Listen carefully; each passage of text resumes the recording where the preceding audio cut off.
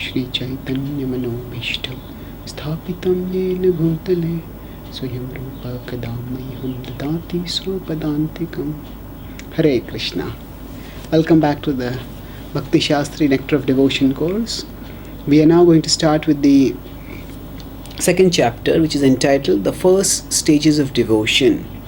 So Srila Prabhupada starts this by describing that there are three stages. This is devotional service in practice, this is sadhana bhakti, then devotional service in ecstasy, that is bhava bhakti, and devotional service in pure love of Godhead, that is prema bhakti. And Prabhupada says that when devotional service in practice has two qualities, devotional service in ecstasy has four qualities, and devotional service in pure love of Godhead has six qualities. What does this mean refer to? This refers to, as we can see over here in this figure, in sadhana bhakti we have the first circle, that is in sadhana bhakti the qualities are shubhada and kleshagni. In bhava bhakti the characters are sudurlabha and moksha lagutakrita, and in prema bhakti the characters are Sri Krishna akarshani and sandranand visheshatma. So now Srila Prabhupada is going to start with the devotional service in practice, and in that he talks about the first stages of devotion. So he begins by saying that the person eligible for Krishna consciousness or devotional service can be classified by his particular taste. So now what does taste refer to over here? Basically taste refers to the attraction to Krishna. So the greater the attraction to Krishna, the more advanced the devotee is.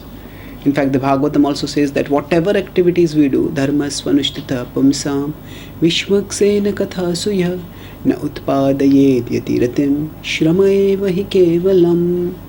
That whatever we are prescribed duties, dharma svanushtita pumsam, if by that performance of dharma, vishvaksena katha suya, the katha of Vishvaksena, of the Supreme Lord, na utpadayet yatiratim, if our attraction to that katha doesn't develop, increase, then shrama eva hi kevalam, then what we are doing is actually a waste of time. Shrama eva hi.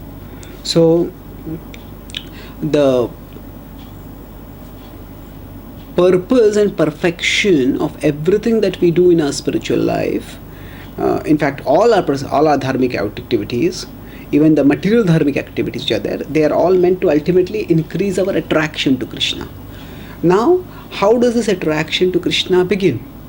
Even the first stage, adau shraddha, with which bhakti begins, that is also a kind of attraction. Prabhupada translates shraddha as faith, and then other places also translates as favorable curiosity. And one is curious, okay, what is this stuff, I want to know about it. So that's how a person begins. So now bhakti is not produced by anything material.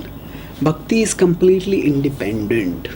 In fact, this subject is analyzed by Vishwanath Chakravarti Thakur in his book called Madhurya Kadambini. Madhurya Kadambini is in one sense a further analysis of the themes explored in Bhakti Rasamrita Sindhu. It's not a commentary directly on the book, but it is a further analysis of the same subject. So therein he analyzes how does bhakti begin. Srila Prabhupada writes over here that no one can take to devotional service unless he has some previous connection with it. Now this leads to a question: if we can have a subject wherein we focus primarily on devotion, then the problem with the devotion is that how does the devotion begin? If we focus on, right now we are discussing the subject of devotion, so devotion has to begin from previous devotion, but then it leads to sort of infinite regress. When does devotion originally begin? So actually the devotion originally begins by not any past activity. So it begins by the mercy of the devotees. Let's try to understand this. So one has to have some attraction for devotional service, and then there will be execution of devotional service. So when we have attraction, then we will execute devotional service, and when we execute devotional service, our attraction will grow. So now where does it begin? If I don't have any attraction, I will not do any devotional service. And if I don't do any devotional service, then I will not become attracted to Krishna. So where does it begin? Actually, this circle, which once started, is self-sustaining. But how does it become started? It starts with the mercy of a pure devotee. It starts with the mercy of the devotees. The devotees intervene in our life and give us the opportunity, the impetus, the inspiration to practice devotional service. And that's how our bhakti begins. So whether it is in this life or in a previous life, bhakti begins through the intervention of a pure devotee or a pure devotee's representative in a conditioned soul's life. So this is a great fortune. Srila Prabhupada is quoted in the previous chapter, and as he would often quote in his writings and his talks, Brahmanda Brahmite Kona Bhagyavan Jeev Guru Krishna Prasade Pai Bhakti Lata Bij. So Guru Krishna Prasade Pai. Guru and Krishna, both prasad is required.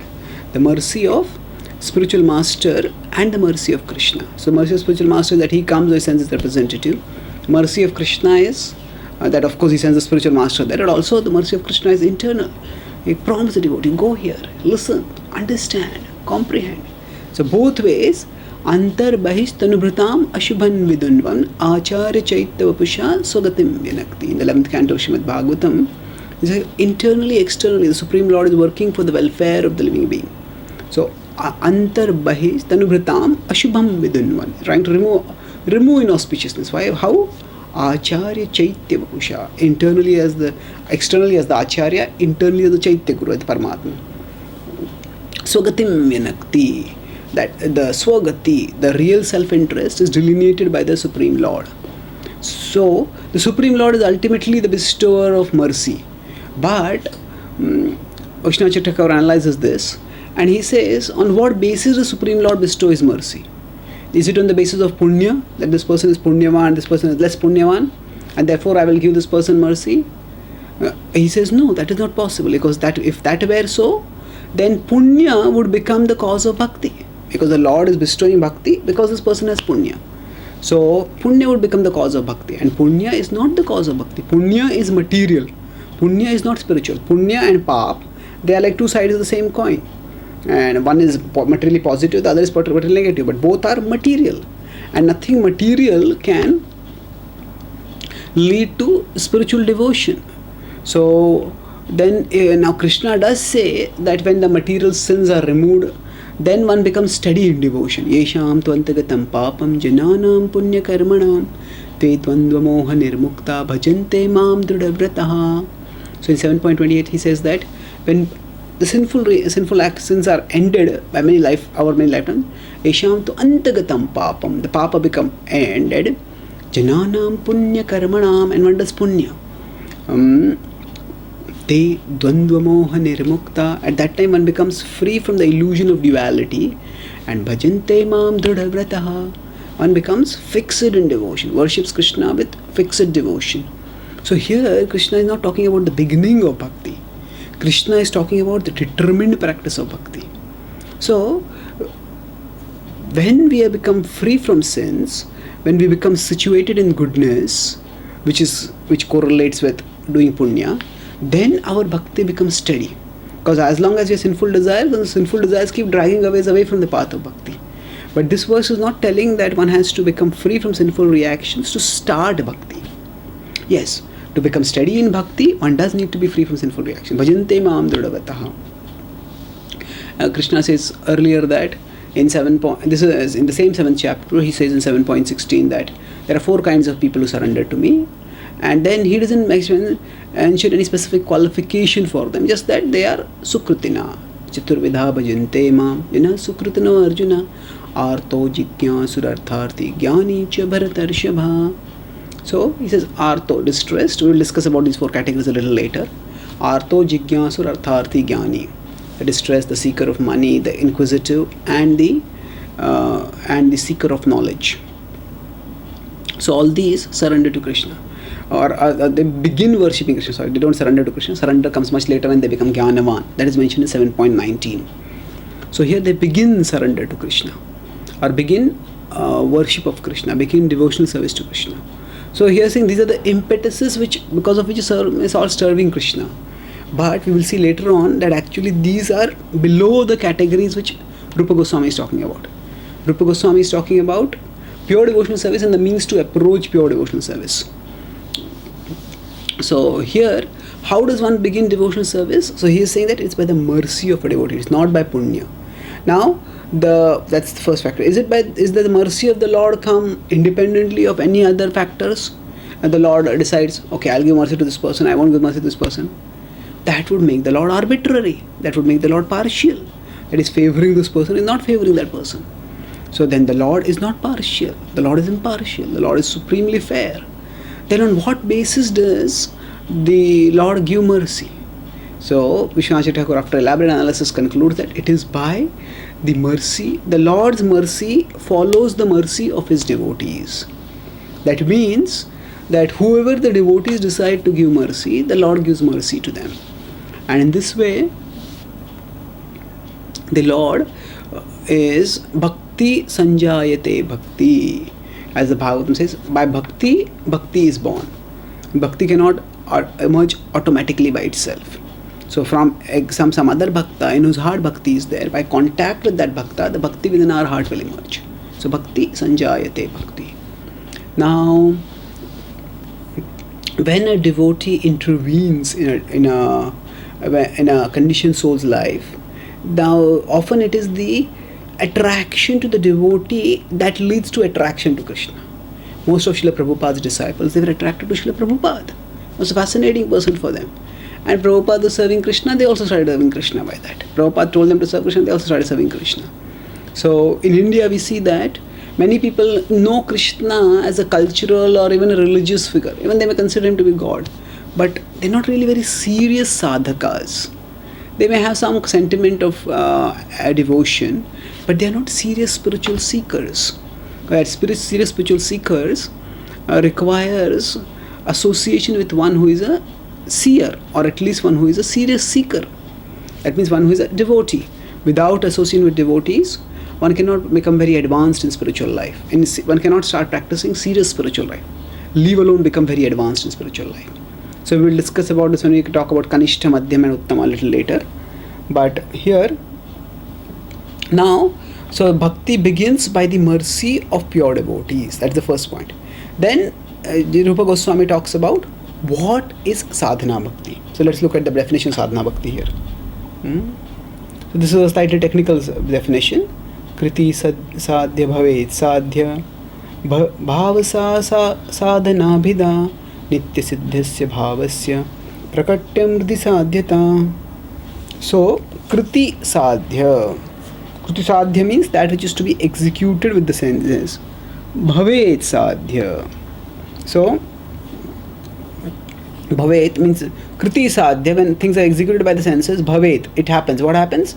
Sadhya bhava. That bhava, emotion towards Krishna is the sadhya, that is our goal. So sadhana abhida, that is called as abhida sadhana. Abhida sadhana is sadhana in devotional service. And by this what happens? Nitya siddhasya bhavasya. Nitya siddhasya. Nitya siddha means that which is eternally present. Bhavasya, that bhav which is eternally present. Prakatyam hridi sadhyata. Prakatyam, that becomes manifest hridi in the heart, sadhyata. That's its potentiality. The potentiality becomes manifest. So essentially, Rupa Goswami is making three different points over here. He is talking about Nitya Siddhasya Bhavasya Prakatyam Hridi Sadhyata. That actually Bhava for Krishna is Nitya in our heart. It is eternal. It is present. It is and Sadhyata. It is potential. So Srila Prabhupada says that practicing devotional service is not acquiring something foreign to us.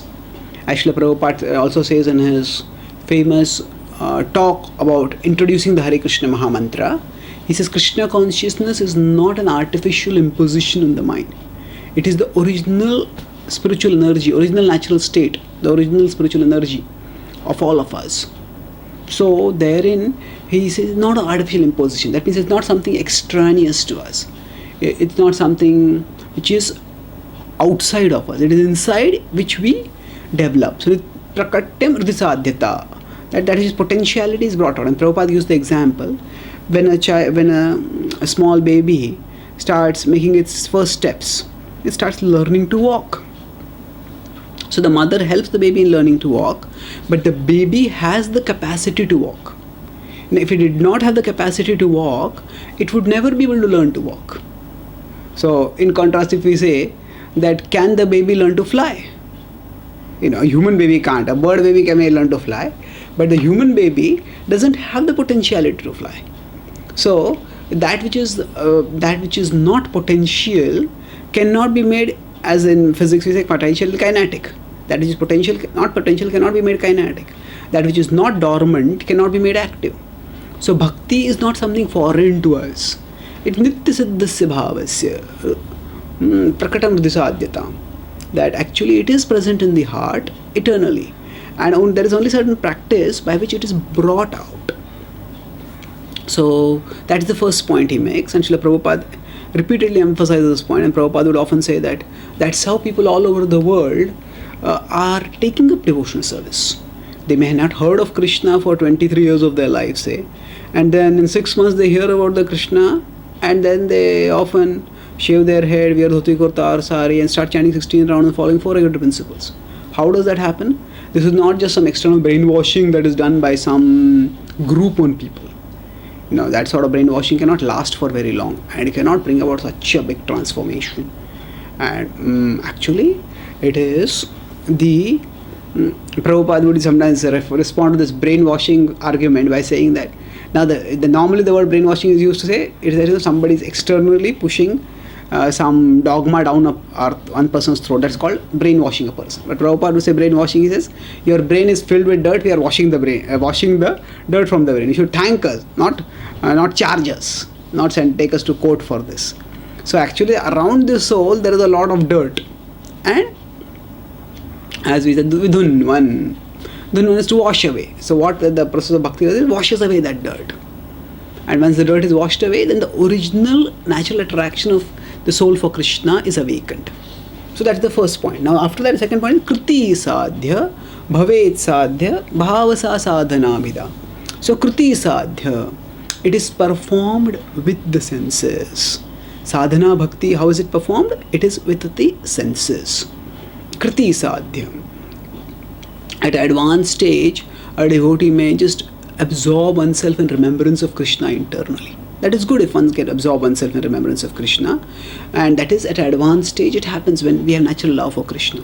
But in this way of sadhana bhakti, vikriti sadhya. That's why we don't chant in the mind. The Hare Krishna Mahamantra, which is the primary sadhana, we don't chant it in the mind, we chant it aloud. At the very least, we do it upankshu. Kriti sadhya is to be executed with the senses. And kriti sadhya bhavet sadhya bhava. So what is wanted by this? Bhava is to be awakened. So that which is dormant, Prabhupada uses the word prakatam. Prakatyam is the word used by Rupa Goswami over here. So prakata means to appear. Appear means that which exists but which comes within our vision at a particular time. Just like the sun rises.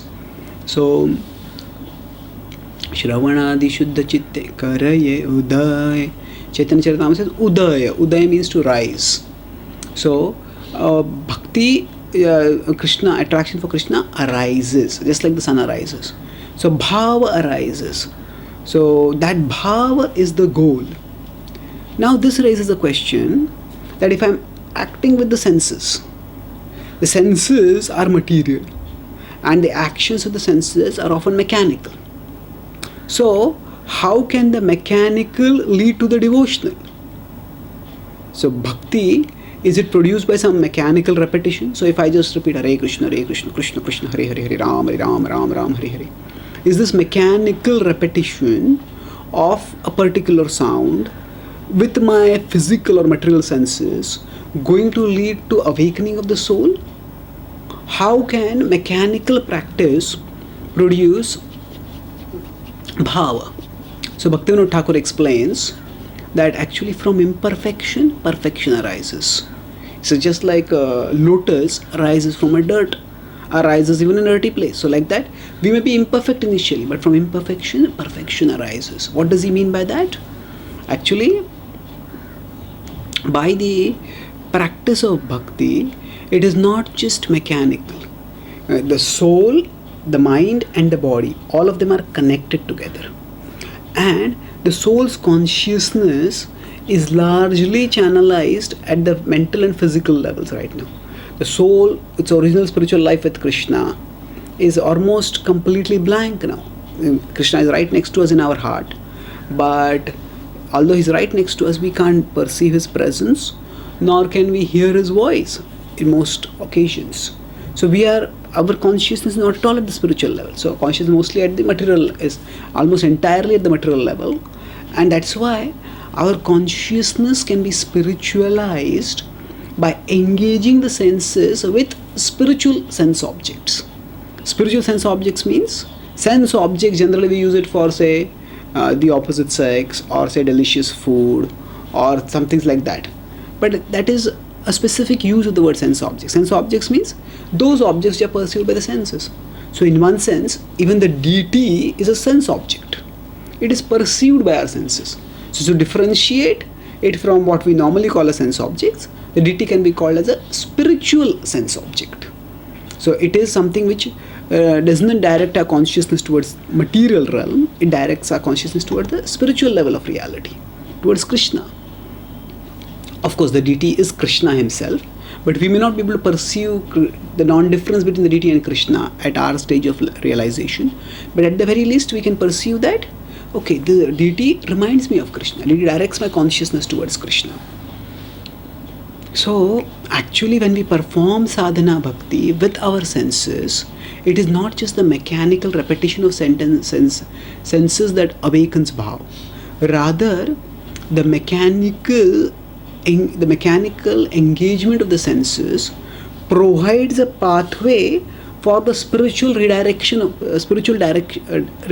our thought. That means we are by default at a material level of consciousness, and how can we suddenly rise to the spiritual level of consciousness? We can't. It is very difficult. But if we have some sense objects, something which we say, the holy name which we utter loudly, the deities which we see, the scriptures which we read, the holy places that we travel and visit, then by this our consciousness gets a spiritual direction. And when our consciousness gets a spiritual direction, then gradually that contact of our consciousness with spiritual reality removes the coverings on our consciousness.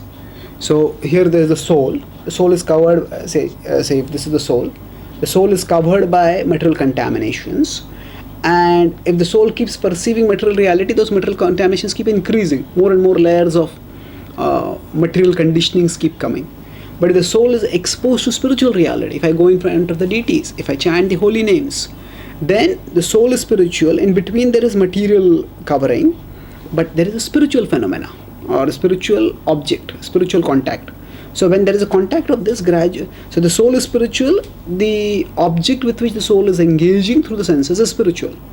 And this contact gradually starts removing the material layer. And once the material layer is removed, then the soul has a natural attraction to Krishna. That natural attraction awakens.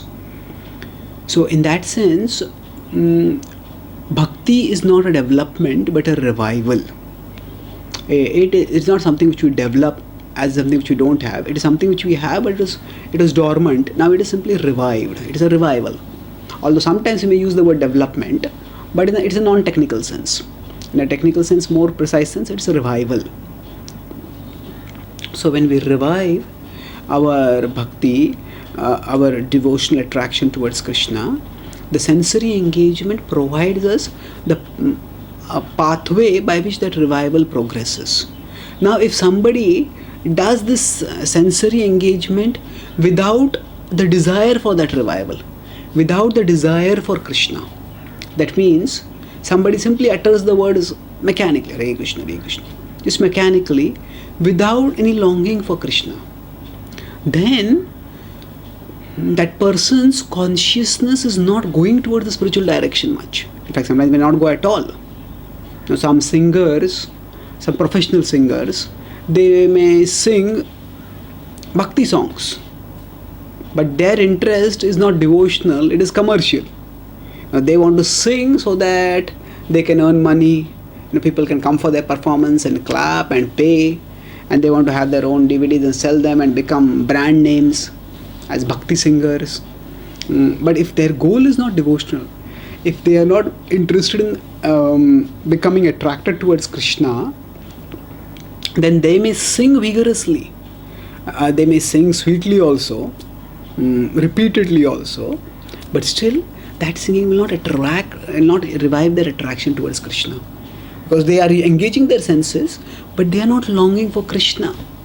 They are longing for money, they are longing for fame. As we have said, if we want fame, then we don't get prem. So what happens is we have to choose. So if somebody wants fame, and that's the primary desire, then bhakti will awaken very, very gradually, if at all. It may take many, many lifetimes for bhakti to start awakening. So it is not mechanical. That's why when we perform sadhana also, especially when we chant our japa 16 rounds, we can't do it. If we are doing it mechanically, then it will not lead to much spiritual advancement. We have to chant seriously. Seriously means not that we have to have a grave face while chanting. We want gravity so that we fix our mind on Krishna. Serious chanting doesn't mean just a grave face. It means focusing our concentration on the holy name and developing a longing. Krishna, I have left you for so long. I want to return to you. You are my Lord, you are my Master. I want to come to you. Please help me return to you.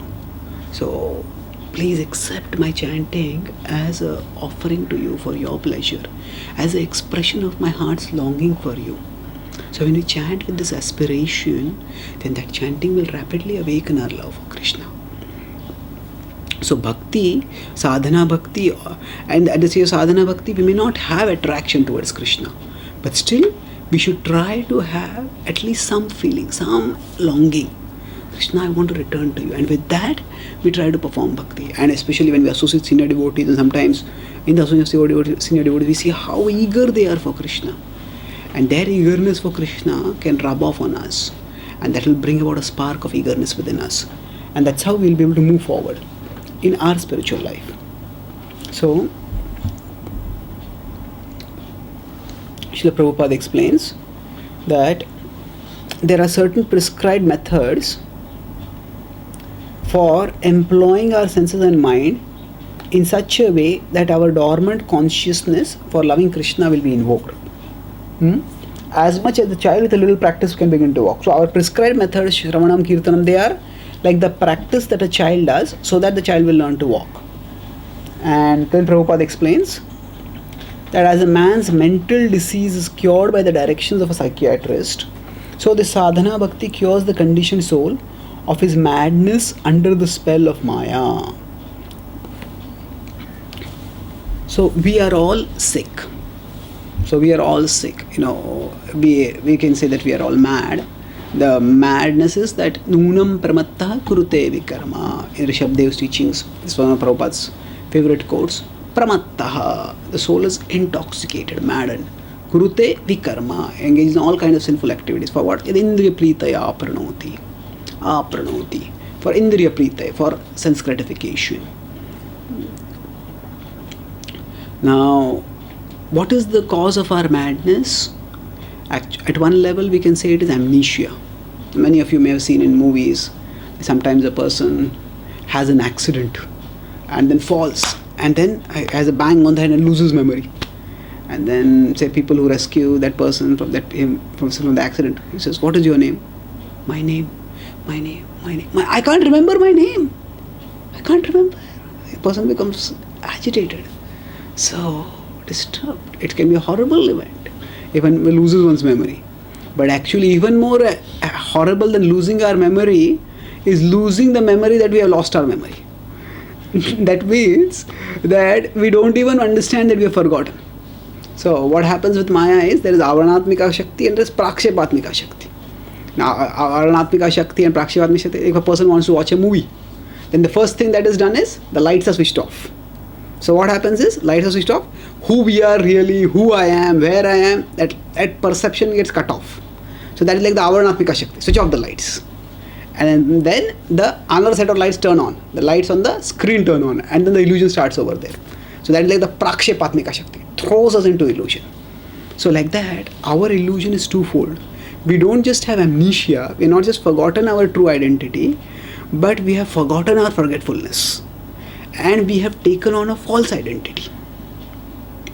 So that means we have assumed, we think I am a male, I am a female, I am Indian, I am American, whatever. And because of this double problem, like a mad person is mad because the mad person doesn't understand that I'm mad. The person thinks I'm normal, and people think those who think that I'm mad, they are mad. So what happens is this: it's like a double installation of a disease, double installment of a disease.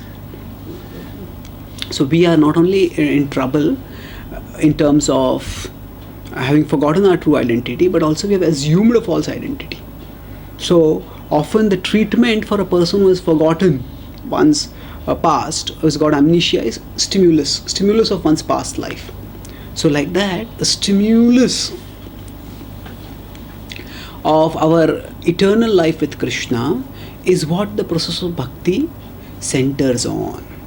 So that's what Prabhupada quotes now in the next verse, in the next paragraph. It is the duty of the Acharya, the spiritual master, to find the ways and means for his disciple to fix the mind on Krishna, and that is the beginning of sadhana bhakti. So what is the beginning of sadhana bhakti? Fixing the mind on Krishna. This is actually treatment for our amnesia. So by remembering our past life, by getting stimuli about our past life, the memory of the past life gradually awakens. And the whole purpose of everything that we do in bhakti is to help us remember Krishna. And then Prabhupada quotes after this the famous verse from the Puranas, that Smartavya Satatam Vishnu Vismartavyam na Jatuchit Sarva Vidhi Nishedasu Etayor Eva Kinkaram. Now we'll move forward here. So now sadhana bhakti involves fixing the mind on Krishna. Sarva vidhi nishedasu. There are vidhis and there are nishedas. There are do's and there are don'ts. Both are prescriptions and proscriptions, do's and don'ts. The purpose of them all is to help us remember Krishna. Now, in sadhana bhakti, there are two divisions. There is Vaidhi bhakti and there is Raganuga bhakti. So now, in bhakti itself, there is sadhana, bhava and prema. And in sadhana bhakti, there are two categories. There is Vaidhi bhakti and Raganuga bhakti. The difference between Vaidhi and Raganuga bhakti is that in Vaidhi bhakti, the impetus for performing bhakti is Vidhi. Vidhi means scriptural rule and regulation. Because the scripture tells us to do this, so we do it. Because the spiritual master tells us to do it, so we do it. Why do I chant Hare Krishna? Why do I do my japa? It's not because I love my japa. It's because that's what I have been told to do. So I follow the instruction. And the Raganuga means one is spontaneously attracted, spontaneous attraction. Yes. Now it's interesting that sometimes if we don't read Prabhupada's books carefully, it may seem as if Raganuga bhakti is pure devotional service. No, Raganuga bhakti is also a part of sadhana bhakti. Pure Bhava bhakti and Prema bhakti are pure devotional service. Of course, this is also both Vaidhi and Sadhana Vaidhi and Raganuga bhakti are also potential pure devotional service. They will lead us to pure devotional service, but they are not themselves pure devotional service. So when we move forward in Raganuga bhakti, because we have attraction to Krishna, that's why we perform devotional service. Now, Vaidhi bhakti should not be minimized. Because we should not think, oh, one is just doing because of rules and regulations, one has no devotion. No, even in Vaidhi bhakti, one has to have some level of devotion. Otherwise, why will one submit to the instruction of the spiritual master? Why will one submit to the instruction of Krishna coming through the scripture? So if that submission is also a sign of devotion. So Vaidhi bhakti is also important. We should not be trivialized or minimized. Actually, it is from Vaidhi Bhakti only one will move forward.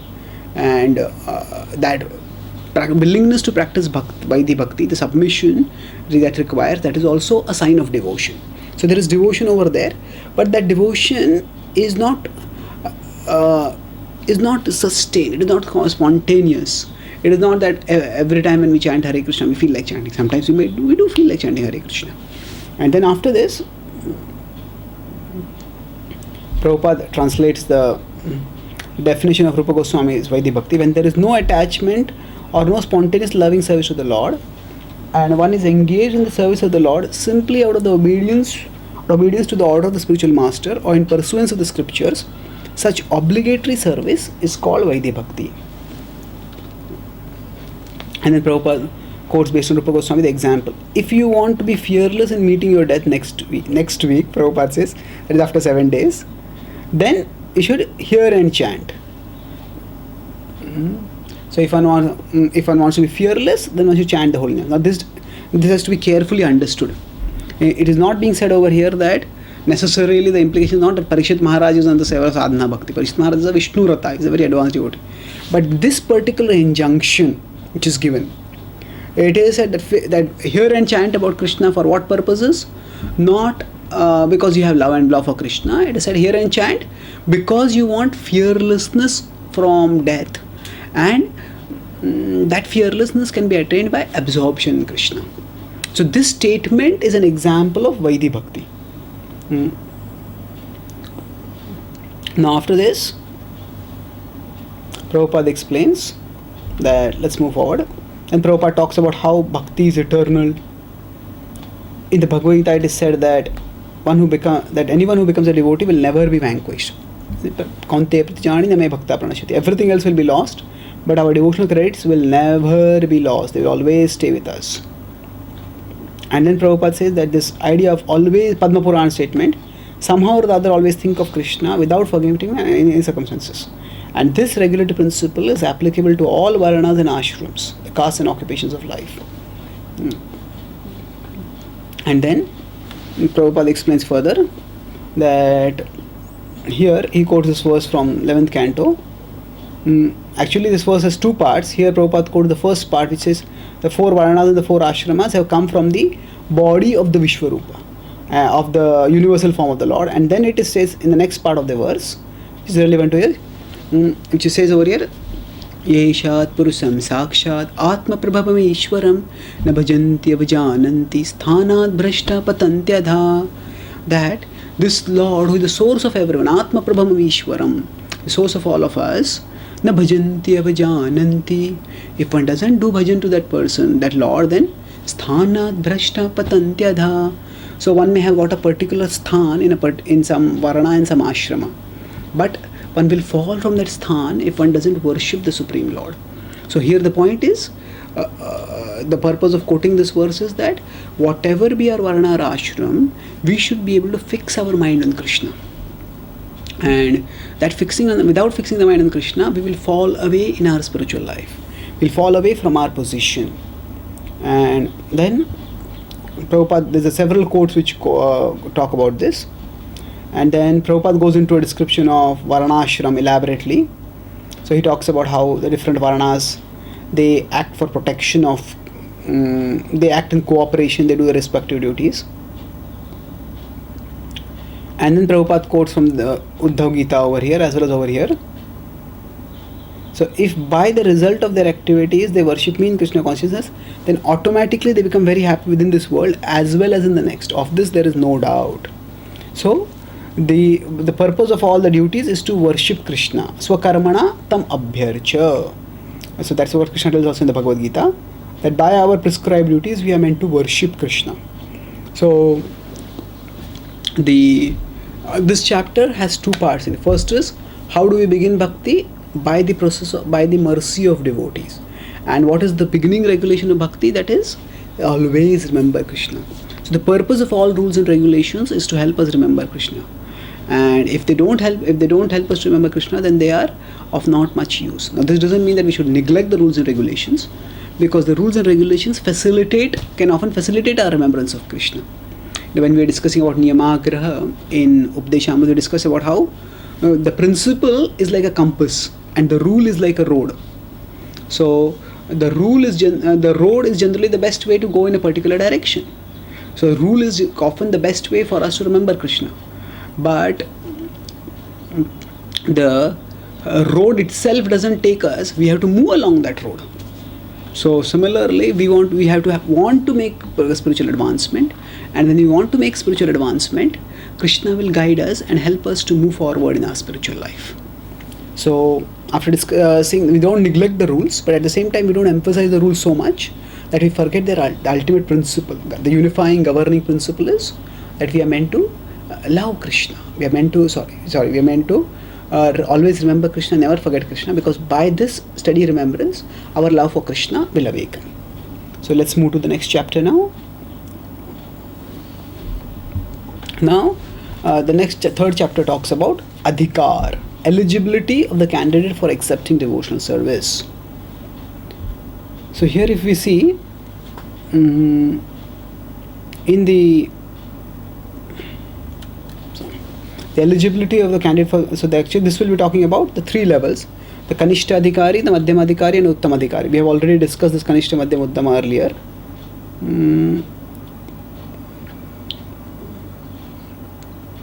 So we'll come back to this once again a little bit later.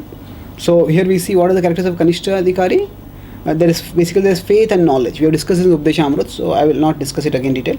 The faith is weak and the knowledge is weak. There is some knowledge, but we cannot offer arguments. In Madhyamadika, the faith is strong, but knowledge is good, but still it's not so good that one can defeat opposing opinion. And Uttamadhikari, the faith is strong and the knowledge also strong. One can defeat opposing opinion. So now Kanishta, Madhyama and Uttama. So Kanishta has weak faith, weak knowledge, poor knowledge. Madhyama has strong faith but not such strong knowledge. And Uttama has strong faith and strong knowledge. So all these three are progressively moving forward on the spiritual path. And all three are, the Uttama is definitely much more advanced than Madhyama, and Madhyama is much more advanced than Kanishta. Now significantly over here, the Kanishta is also not to be trivialized. The Kanishta has weak faith, but still Kanishta has some faith. That faith is in the objective. What is the objective? Krishna Anushilanam. Krishna. That actually one has to develop devotion for Krishna. That is the objective. So if that objective is steadily maintained, that okay, I want to develop love for Krishna, and ultimately everything else is meant to contribute to my devotional service to Krishna. As Chaitanya Charitamrita mentions the definition of faith, Shraddha Shabde Vishwasa Kahe Sudruda Nishchay, Krishna Bhakti Kaile Sarva Karma Kruta Hai. That faith means that if I just serve Krishna, then everything, all other activities will be done, all other purposes will be served. Krishna Bhakti is completely inclusive of all my responsibilities, all my duties. If I just serve Krishna, everything else will come. This is the level of pure devotion. Now, here in this chapter, what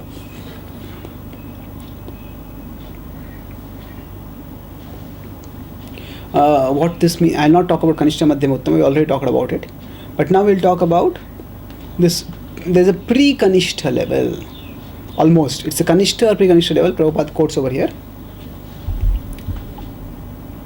Further classification of neophyte devotees made in the Bhagavad Gita. This talks about the Artho Jigyasur Artharthi. Now, Prabhupada gives examples of Artharthi was Dhruva Maharaj. He wanted a kingdom. Gajendra was Artho.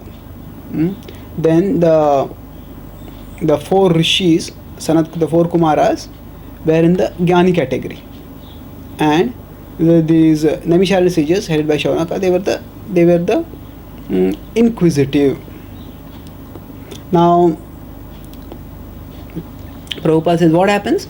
Either of these purposes, for whichever of these four motives, they achieved the association of a pure devotee. They had their own motive, but because of that motive, they achieved the association of a pure devotee, and by that association of a pure devotee, they elevated themselves.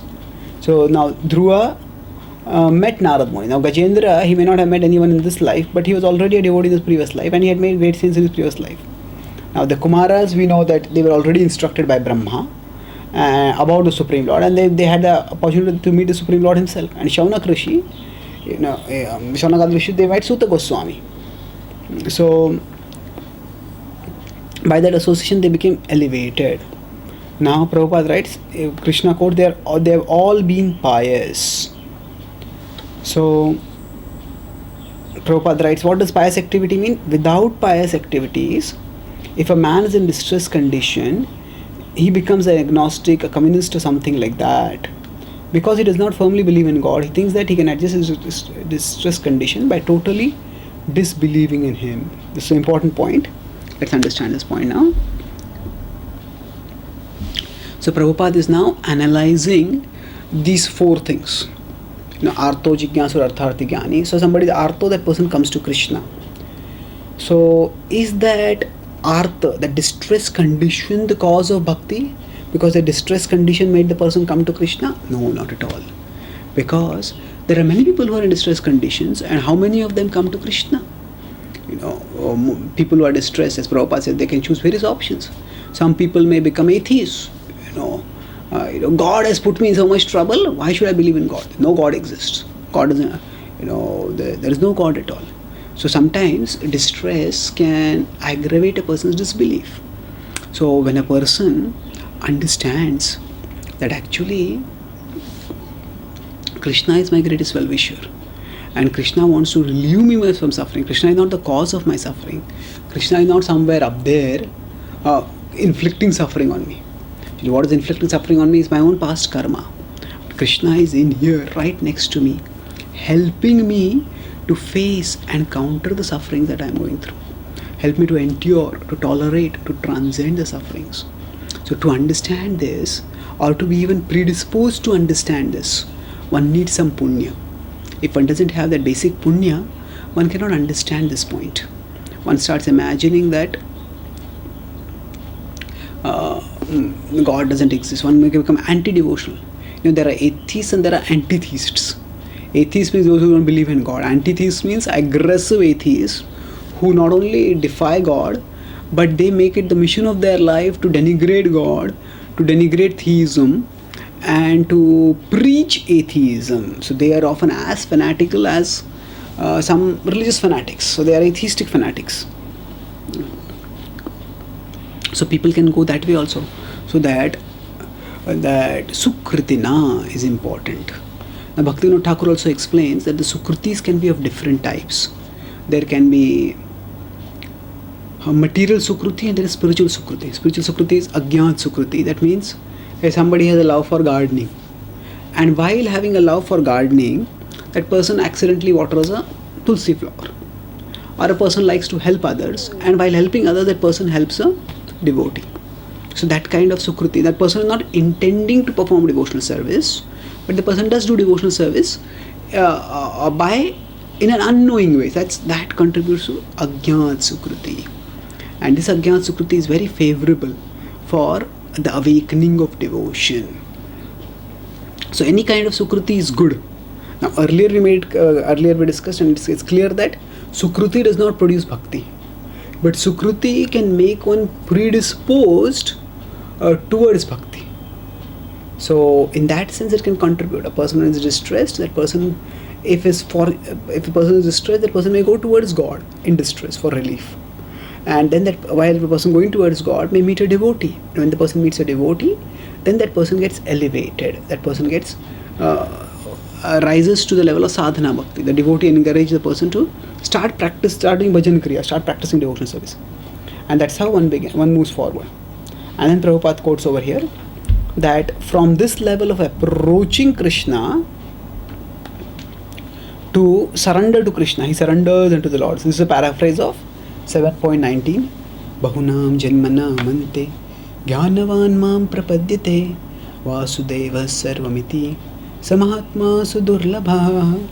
So Prabhupada is paraphrasing this. So this may take, that means from the level of Artho, Jignyasur, Artharthi, these categories, to come to the level of mam prapadyate. It may take many lifetimes. But one can come to it much faster by the association of devotees. But anyway, these people who do this, they are Mahatma, the liberal, broad-minded Mahatmas. Now then Prabhupada talks about how most people stay at the material platform, and eventually some go to the spiritual platform. And now Prabhupada said there are three kinds of happiness. There is material happiness, spiritual happiness, and devotional happiness. So here Srila Prabhupada uses the word spiritual to refer to Brahman, and devotional to refer to Bhakti. So material of course refers to sense gratificatory happiness.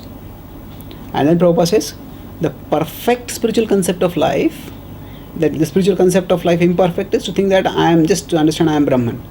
Perfect spiritual concept is to understand that we are the parts of the Supreme Lord. We are meant to serve Him. We are His parts and parcels. We are meant for His service. And then Rupa Goswami talks about the bhukti and mukti. That means the desires with being influenced by the black art of a witch. So bhukti mukti suddhi kami sakale ashanta Krishna bhakta nishkam ataiva shanta. So these are witches. As long as we are influenced by the ghosts of the desire for bhukti and mukti, we are haunted, and we cannot focus on pure devotion. We cannot move towards pure devotion and towards Krishna. So bhukti mukti will keep distracting us. Of course, we can move slowly but not smoothly and swiftly. So the more we can become free from bhukti and mukti desires, the more steadily we can move towards Krishna. And then there is a list of quotes which go on over here. Several quotes are there. Chaitanya Mahaprabhu Sundari, then Bilwangal Thakur's Mukti Mukulutanjali Sevate Asman, and then Diyamanam Nagrananti. Kapil Dev's quote is over here, that Diyamanam Nagrananti. And like that, there are many quotes which go on about how a devotee does not accept liberation. A devotee does not aspire for liberation. All this demonstrates that a devotee has become a devotee, or a serious devotee wants to become free from this ghosts of bhukti and mukti. Now the ghost is a little interesting idea, because ghosts, what they do is they haunt us from within. Normal enemies, they will attack us from outside, they will shoot us from outside. But when a ghost comes, the ghost comes us from inside. So that's why it's very difficult. What do I do? If somebody ghost has haunted me, even if I understand I'm haunted, what do I do? I can't take a gun to shoot a ghost. But the ghost is inside. So our enemy is inside us. What is that enemy? Our own wrong desires. So bhukti and mukti, desires for enjoyment or the desires for liberation, both these desires, they just as enemy wants to cause us harm, enemy doesn't wants us to act for our proper interests. This enemy, these ghosts of bhukti mukti, they don't want us to act for our ultimate interest. Our ultimate interest is to love Krishna, to serve Krishna, so that we develop our love for Krishna and return back to Him. So that is not possible if we are haunted by the desires of bhukti and mukti. And how do we become free from haunting? The ghosts have to be exorcised. So just as sometimes if some people are haunted by ghosts, then they are exposed to devotional stimuli. There are people who are haunted often, or houses that are haunted. If the Hare Krishna Mahamantra is chanted over there, then the haunting goes away. So like that, now it's paradoxical that because of the haunting, we cannot practice bhakti seriously. But by practicing bhakti, the haunting will go away. So how does it begin? It begins again by vaidhi. We meet a devotee, we develop some affection for that devotee, and that because of that affection, we want to follow the instruction of that devotee. And when we follow the instruction of that devotee, then by that we do devotional service, and by that the haunting of the haunting by the ghosts goes away. So in this chapter, which is the eligibility of the candidate for devotional service, what is the eligibility? It's eligibility Prabhupada uses in the terms of eligibility is Prabhupada's English rendition of Adhikara. So there can be Kanishta Adhikari, Madhyama Adhikari, and Uttama Adhikari. We did not discuss it elaborately because that has been discussed in Bhakti Rasa and Updeshamrit. And then to actually, even the Kanishta is not a very low level. Even the Kanishta is an aspirant is aspiring for pure devotion. May not have faith completely, but is aspiring. And then in the Kanishta we discussed about Artho Jigyansu or Artharthi Jnani, and then how the Artho Jigyansu or Artharthi Jnani by association of pure devotee moves towards the more serious forms of devotion, that is, and moves towards Madhyama and ultimately Uttama. And then lastly we discussed that when we're talking about Adhikar, we talk also about something which is a disqualification. Or qualification, disqualification. So what is the disqualification? The desire for enjoyment and the desire for liberation are disqualifications. And to the extent we become free from that, to that extent we can move smoothly and swiftly ahead in our devotional journey towards Krishna. Thank you very much. We'll continue in our next class. Hare Krishna.